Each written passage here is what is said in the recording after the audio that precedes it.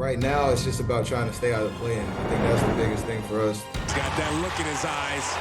He's different. And Curry, 3! He's got 8!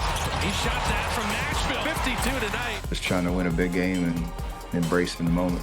Overtime number 2 is upon us. 61 points by Jokic is an NBA high this season. Another 3! Oh! That might have been the best game of my life.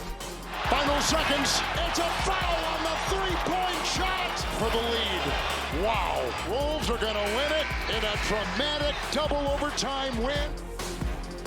Man, I never wanted that game to end. Welcome to NBA Today. We're only 11 days away from the end of the regular season and the race for the postseason. It has never been tighter. It's one of those, if you don't jump to put your jeans on, that's the energy here in the Western Conference. Coming into action last night, seeds 3 through 8. They were separated by only 4 games, but things got shaken like a salt shaker last night when the game of the year tipped off in the Mile High City between Anthony Edwards' Wolves and Nikola Jokic's Denver Nuggets. The Wolves were coming here in this one. We're going to pick this one up here. The final frame, fourth quarter here. Danny Green, Kendrick, Perkins. Yeah, Jokic over 40% from 3. Can't leave him open. Too small. Jokic. Look at that deep seal in the paint. Bodying his way inside there. Anthony Edwards, though, started heating up here. He only had 10 points entering the fourth quarter. He picked it up right here, Kendrick Perkins. Absolutely. And look, shooting that tray ball with confidence. Yakam, he's very comfortable in that building. The Denver Nuggets had a 16-point lead, right, at one point in this one? You know, Jokic gets it at that nail spot. That nail area is hard to guard him, hard to send double teams. Watch him take advantage of it last night. So that foul would be it for the evening for Rudy Gobert. Nikola Jokic hits the free throws. So we're headed to overtime here. 2.5 left in the first overtime. Edwards. Before the double team comes, quick move. Right wing jumper. A minute later, still a 6-point game. Jokic hits the 3 at the top of the key. Denver within 6 trays. 12 seconds left here. The Nuggets down 2 with the side out. Jokic gets a switch here on Anthony Edwards off the inbounds play. This is just too easy. Back it up. Hits the game-tying floater. So yes, you guessed it, if you wanted to go to bed early, this would not be the night. We're headed to a second overtime, and look how many minutes Jokic and Edwards have played up until this point, and we have another overtime to go. Early in the second overtime here, Jokic.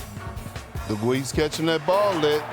Pivot. That nail, you cannot send the double team. Just over 2 minutes left. Nuggets now game. up by 1 here. This would be called as a goaltend on Jaden McDaniels. That gives Jokic 60 on the night in a triple-double. Just the 3rd in NBA history. So just over a minute left here. The Wolves down by 1. Anthony Edwards bodies his way inside. Minnesota now back up by 1.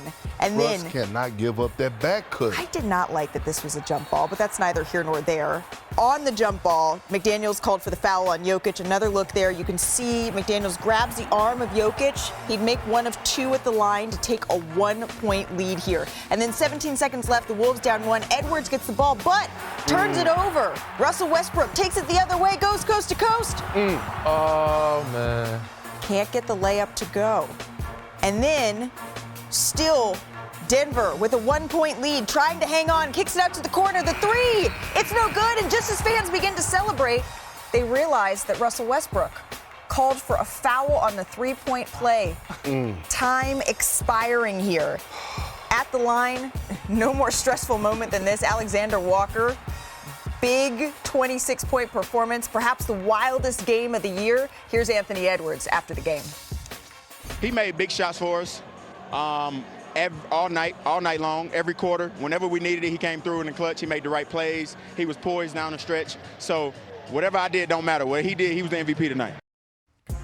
So the Wolves have now won 6 straight games against the Nuggets, including the playoffs. And besides last night, they've not really been close. Minnesota winning by almost 18 points a game.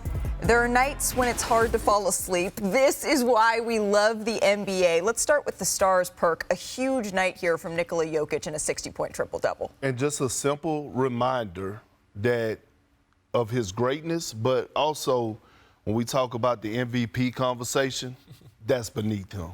When we talk about the best player in the world conversation, that's beneath him. It's time to have different conversations about Jokic. He's already a top 20 greatest player of all time. Now you start to ask, where do he rank for his top centers? Is that a knock-knock? Knocking at the door at number 5. Knocking at the door at number 5. I don't have him there yet, DG, because I feel like he needs one more championship to get into that top 5, because you have guys like, Kareem. You have guys like Bill Russell, Shaq. But what he's doing right now this year, what he did last night, was a reminder that it's time to have different conversations about him outside of MVP and best player in the league. He's done that for the last 3 years. Definitely. It's a shame that he still might not win MVP because his team's standing. But the numbers, the historic season he's had, we've seen LeBron James, he could have won it multiple times. We've seen Kobe should have gotten it a couple times. Many other guys should have gotten it. He's in the conversation with those guys that are the greatest ever, lace him up.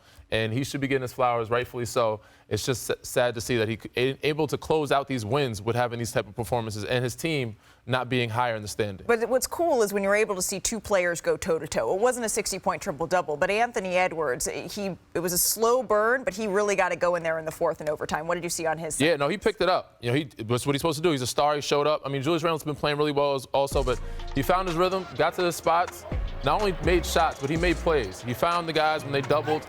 He got to the free throw line some, but he started knocking down his threes. Sometimes eventually a star is going to get hot. You take enough shots, stay aggressive. I love his aggressiveness. I love that he loved to take over. I still want to see him take it up just a little bit of a notch in that overtime situation where he could have been more aggressive, but he did everything he was supposed to do as a superstar player. This was the game of the year, right, Perk?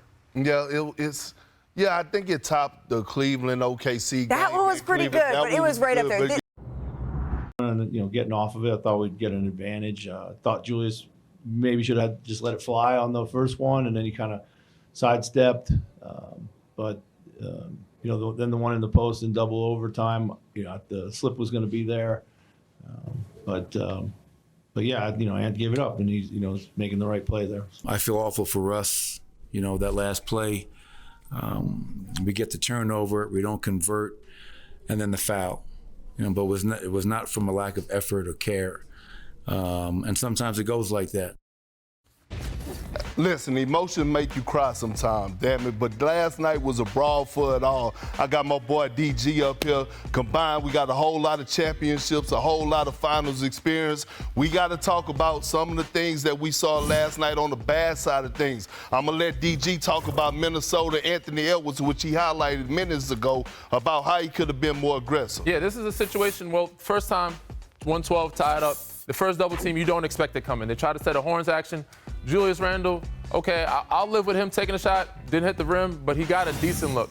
Same scenario right here. Tied up, 7 seconds. You know the double team's coming. At this point, you got to know, Anthony Edwards, you got to find a counter to make sure you get the last shot. Double team comes again. He could have been way more aggressive in this situation. Just let it happen. Found his guys. They get Nickeil Alexander-Walker for the one dribble pull-up. Another shot that does not hit the rim.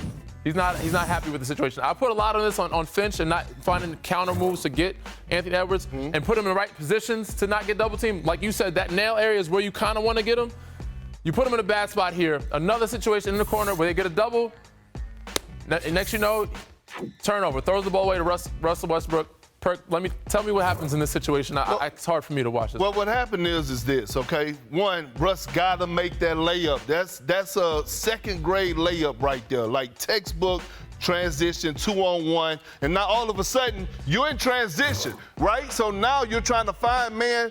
You see guys are scrambling, and Russ, the competitive guy that he is, he closed out on the shooter, and then unfortunately he fouls him, and now all of a sudden Alexander-Walker goes to the line, knocked down 3 free throws, and the rest is history. But let me tell you something about this man right here.